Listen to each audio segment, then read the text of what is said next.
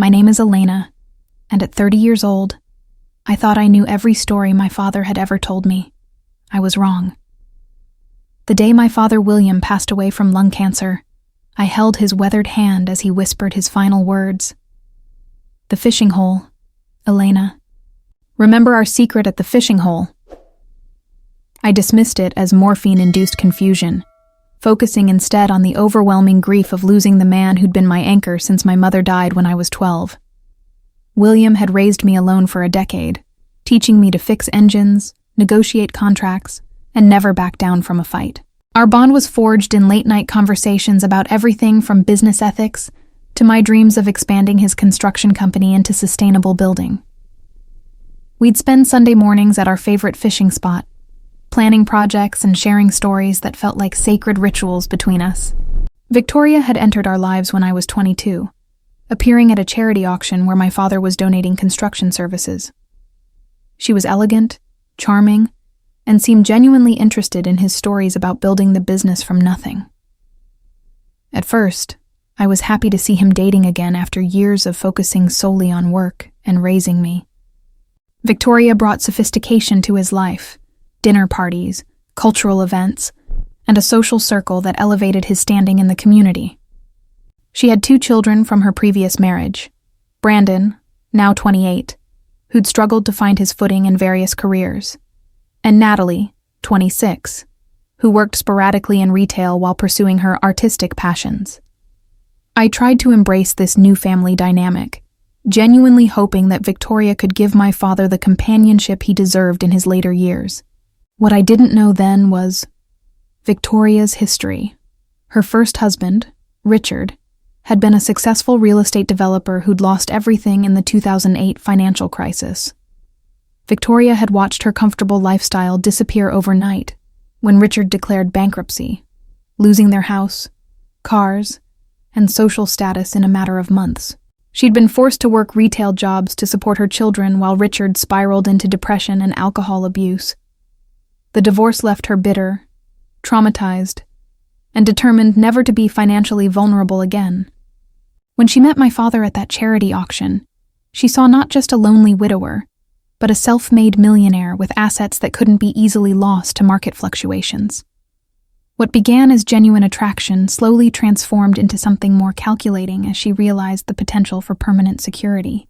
The first 3 years of their marriage seemed harmonious enough, though I noticed subtle changes in family dynamics.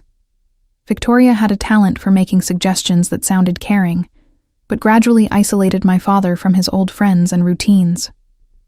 She convinced him that his Sunday fishing trips with me were holding him back from enjoying his retirement, suggesting expensive weekend getaways instead. She encouraged him to delegate more business responsibilities to Brandon, positioning her son as the natural successor despite his lack of experience or genuine interest in construction. Most insidiously, she began planting seeds of doubt about my motives, suggesting that my weekly visits were motivated by inheritance concerns rather than genuine affection. These changes happened so gradually that none of us recognized the manipulation until it was too late. The real shift began about 3 years ago, coinciding with my father's first minor health scare, a bout of pneumonia that left him weakened for several weeks. Victoria transformed into the perfect caregiver, hovering over his medications and dietary needs with what appeared to be loving devotion. She insisted on managing all his medical appointments, claiming she wanted to spare him the stress of dealing with insurance and scheduling.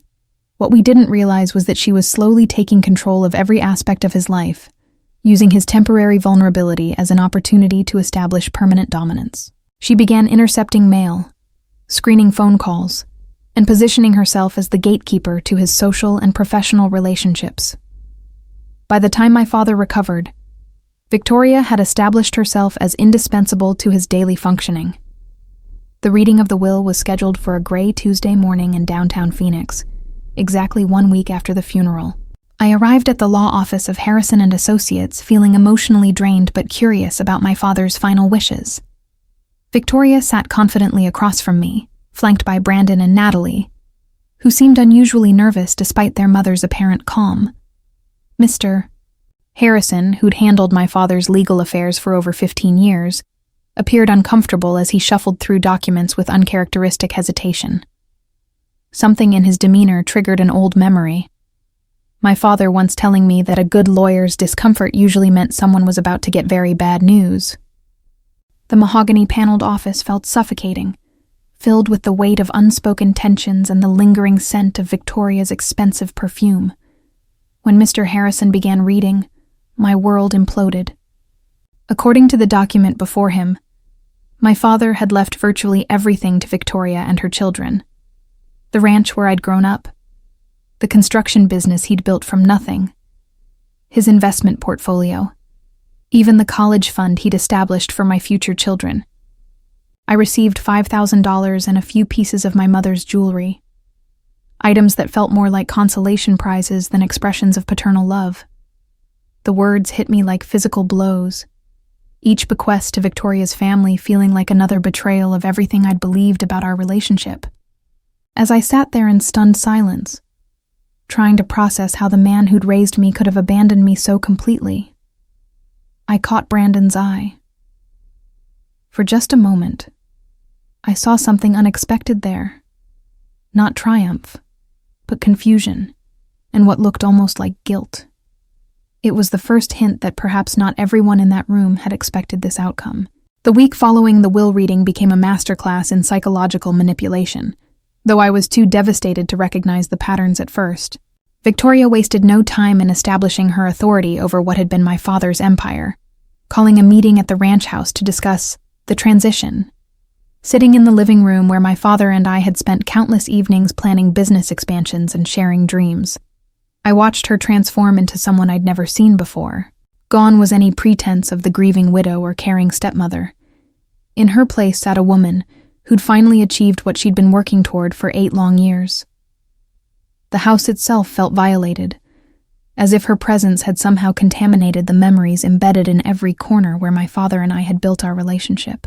Brandon's appointment as head of the construction company was announced with fanfare that felt obscene so soon after my father's death. Despite having worked only sporadically for the business over the years, usually abandoning positions when they required actual responsibility, he now strutted around the office like he'd built the company himself. I watched longtime employees struggle to hide their dismay at this sudden change in leadership. Maria Gonzalez, who'd been my father's office manager for 15 years, looked physically ill when Brandon announced his plans to modernize operations and eliminate unnecessary positions. These were people who'd known me since childhood, who'd watched my father teach me every aspect of the business with pride. The confusion and betrayal in their eyes was almost unbearable because it mirrored my own feelings perfectly. The most devastating part wasn't just losing the inheritance. It was watching Victoria systematically rewrite the narrative of my father's life and our relationship. She began telling anyone who would listen about my father's growing disappointment in me over the years. According to her carefully crafted story, I'd been a selfish daughter who only visited when I needed money, despite the fact that I'd been financially independent since college and had maintained weekly dinner dates with my father until his death. She painted herself as the devoted wife who'd given him the family happiness he'd always craved, implying that I'd been nothing more than a burden he'd finally decided to cast off. These lies spread through our tight-knit community like wildfire, poisoning relationships I'd maintained for decades and isolating me from the support system I desperately needed. But Victoria made one critical mistake in her victory tour. She underestimated Natalie's conscience. 3 weeks after the will reading, I encountered Natalie at the grocery store, and she looked terrible. Dark circles shadowed her eyes, and she seemed to have lost weight since the funeral. When she saw me approaching, she initially tried to avoid me, but something in her expression made me press forward. "Elena, she started, then stopped, glancing around nervously, as if Victoria might materialize from behind the produce section. "I can't do this anymore. Mom said Dad William was disappointed in you, but that's not what I saw. The last time I visited, he showed me your business proposal for the eco-friendly housing development. He was so proud, Elena. He kept saying you were going to revolutionize the industry." Her words hit me like a thunderbolt. My father had never mentioned receiving my proposal, which I'd submitted just weeks before his death. That conversation with Natalie changed everything. If my father had been proud of my business proposal, why hadn't he mentioned it? Why would Victoria lie about something so specific and verifiable?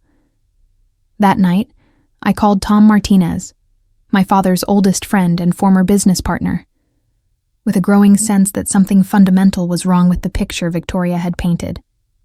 Tom agreed to meet me at a quiet diner outside town, away from prying eyes and gossiping tongues.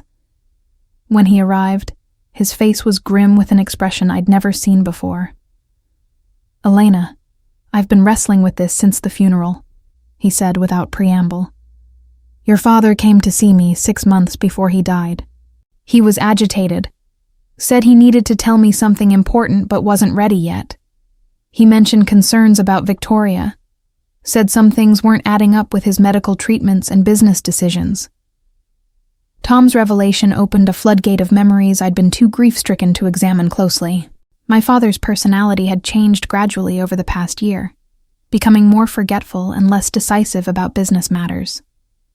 Victoria had attributed this to his declining health, encouraging him to rely more heavily on her guidance for everything from medical decisions to financial planning.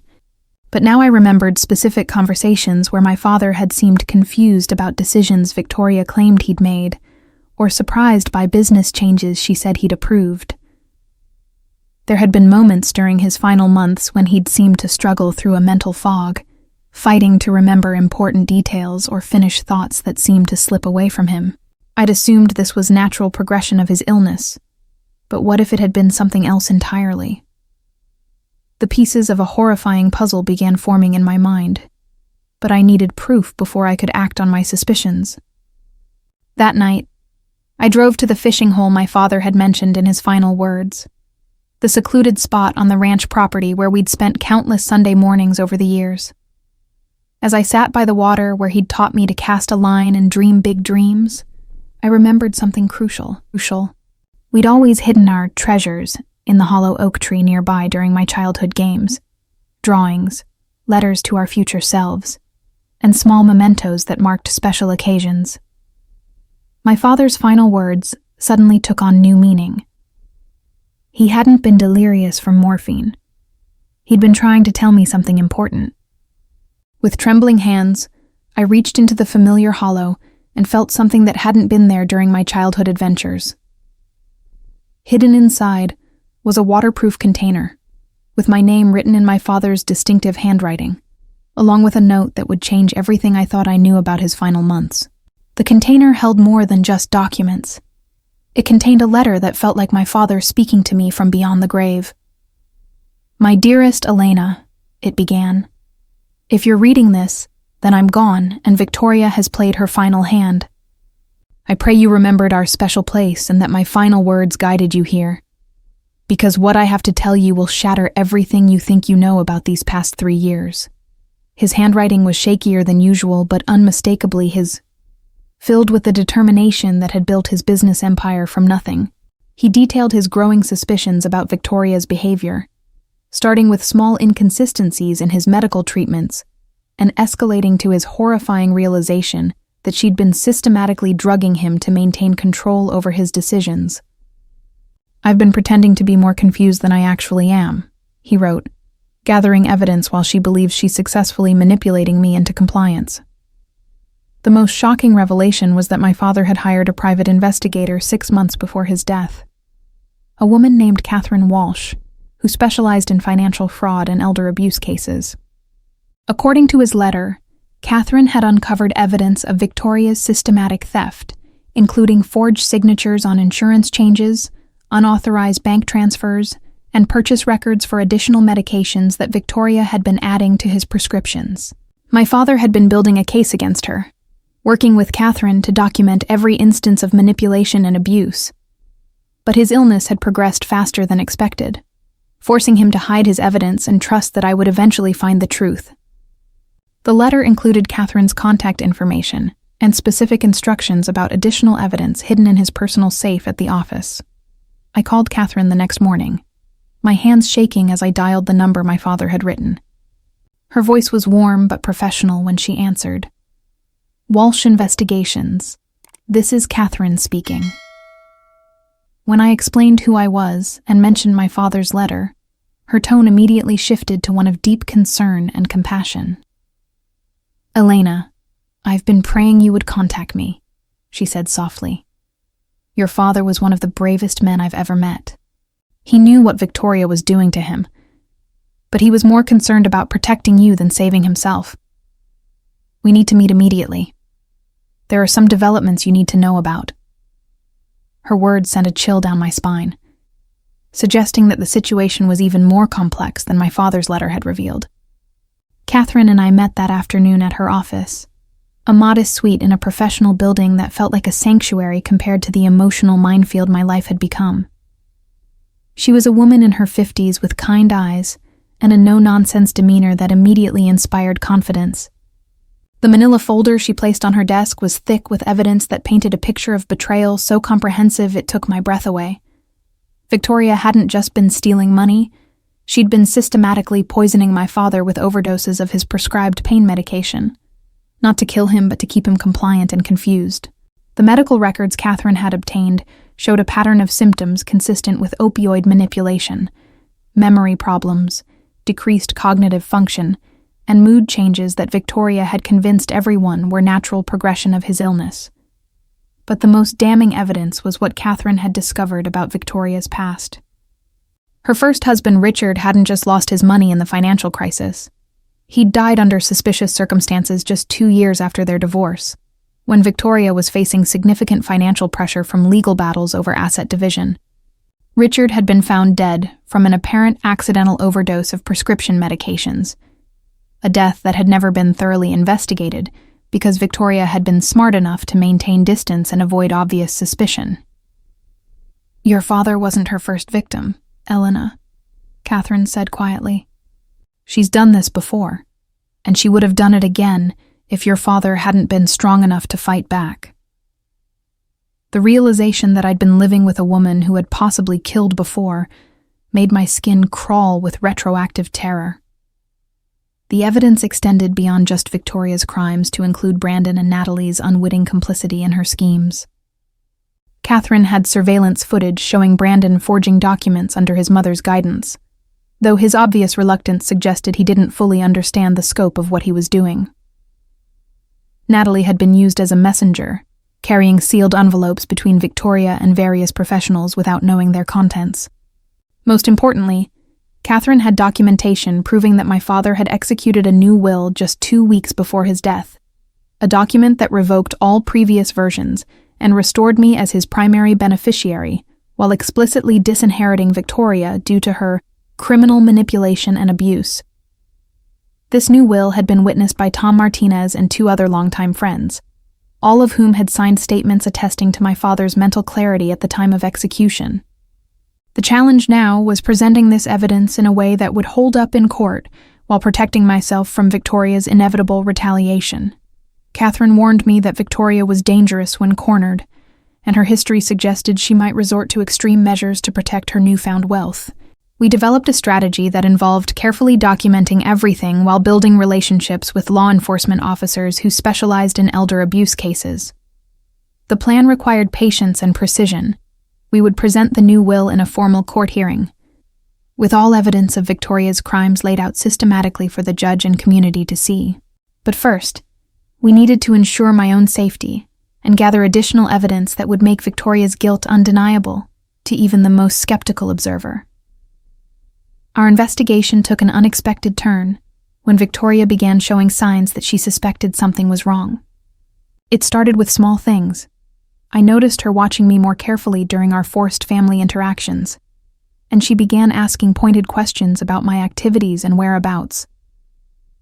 When I mentioned having lunch with Tom Martinez, her eyes flashed with something that looked like panic before she quickly composed herself. "Oh, Tom," she said with forced casualness. "He's been having such a hard time since William's death. I worry about him spreading his grief around to people who don't need that negativity." Her attempt to isolate me from my father's friends confirmed my suspicions that she was actively working to control the narrative and prevent me from discovering inconvenient truths. The situation escalated dramatically when Catherine called me late one evening with alarming news. "Elena, someone broke into my office last night," she said, her voice tight with concern. They were professional, no random vandalism, just specific files that were carefully searched through. Nothing was taken because I keep all the important evidence in a separate, unsecure location, but this confirms that Victoria knows we're investigating her. The idea that Victoria would resort to criminal activity to protect her stolen inheritance both terrified and enraged me.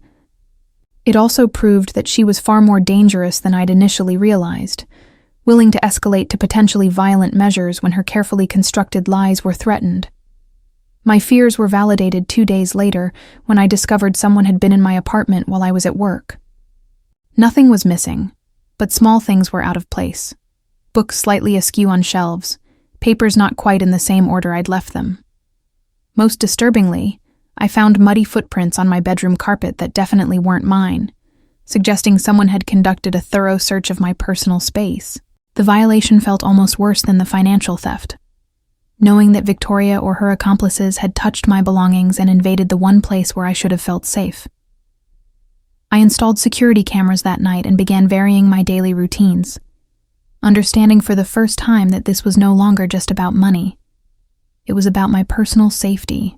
The pressure intensified when Brandon approached me at my father's favorite coffee shop, looking haggard and genuinely frightened. "Elena, I need to tell you something," he said, glancing around nervously as if Victoria might appear at any moment. "Mom's been acting crazy since the funeral. She's convinced you're trying to steal our inheritance, and she's talking about protecting our family in ways that scare me." Brandon revealed that Victoria had been monitoring my phone calls and following my movements, using techniques she'd apparently learned during her previous marriage when she'd suspected Richard of hiding assets. Most alarming, she'd been researching my daily routines and had made comments about accidents that could happen to people who threatened family security. Brandon's warning made it clear that we were running out of time to present our evidence before Victoria escalated to more dangerous measures. Catherine decided we needed to accelerate our timeline and bring law enforcement into the situation immediately. Detective Sarah Chen from the Elder Abuse Division was a 15-year veteran who'd seen cases like this before and understood the urgency of our situation. When we presented our evidence to her, Detective Chen's expression grew increasingly grave as she reviewed the documentation of Victoria's crimes.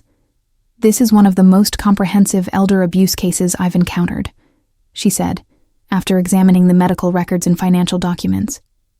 "We have enough evidence for criminal charges, but we need to move carefully. If Victoria realizes we're closing in, she might destroy evidence or, worse, target you directly." Detective Chen arranged for discreet surveillance of Victoria while we prepared for the court hearing that would expose her crimes and restore my father's true final wishes. The breakthrough came when Natalie made a decision that required enormous courage. She contacted Catherine directly, requesting a meeting where she could provide additional evidence about her mother's activities. "I can't live with this anymore," Natalie told us, her voice shaking with emotion. "Mom made me help her with things I didn't understand at the time. But now I realize she was forging Dad William's signature on documents and lying about his mental state to doctors." Natalie had kept copies of several documents Victoria had asked her to deliver, including medical reports that had been altered to exaggerate my father's cognitive decline. Most importantly, she revealed that Victoria had confessed to her about manipulating my father's medications, justifying it as helping him make decisions that were best for the family. Natalie's testimony would be crucial in court, providing insider confirmation of Victoria's systematic abuse. The final piece of evidence emerged when we accessed my father's personal safe at the construction office, using the combination he'd included in his hidden letter. Inside, we found not just additional financial documents, but a series of audio recordings my father had made during his final months. His voice, sometimes slurred from medication but always determined, documented instances of Victoria's manipulation and abuse. In one particularly damning recording, he described waking up confused after Victoria had given him extra pain medication to help him sleep, only to find important business documents had been signed in his name while he was unconscious. "She thinks I don't remember," his voice said on the recording, "but I'm not as far gone as she believes. I'm documenting everything for Elena, so she'll know the truth when I'm gone." Hearing my father's voice from beyond the grave, describing his struggle to protect me even while being systematically poisoned, filled me with a determination that burned brighter than my grief. The morning of the court hearing arrived with unseasonable storm clouds gathering over Phoenix, as if the sky itself reflected the gravity of what was about to unfold. I arrived at the courthouse with Catherine and Detective Chen, all of us carrying briefcases full of evidence that would finally expose Victoria's elaborate web of lies and crimes. The courtroom was packed with community members who'd known my father for decades, many looking confused about why this seemingly settled inheritance matter required such formal proceedings. Victoria, Brandon, and Natalie sat at the defendant's table with their attorney, Mr. Harrison, whose increasingly pale complexion suggested he was beginning to understand the scope of what his clients had concealed from him. Victoria maintained her composure with visible effort, but I could see the tension in her rigid posture and the way her hands trembled slightly as she arranged papers she wasn't actually reading. Judge Morrison, a stern woman in her 60s with sharp eyes that had seen every form of deception humans could devise, called the proceedings to order with an authority that immediately silenced the packed courtroom. Mr. Harrison began by presenting the original will, speaking eloquently about William's careful consideration of his family's needs and his decision to provide security for the wife and stepchildren who had brought him happiness in his final years.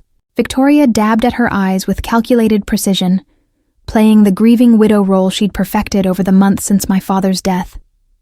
But when Judge Morrison asked if there were any challenges to the presented will, Catherine stood with quiet authority that commanded immediate attention from everyone present.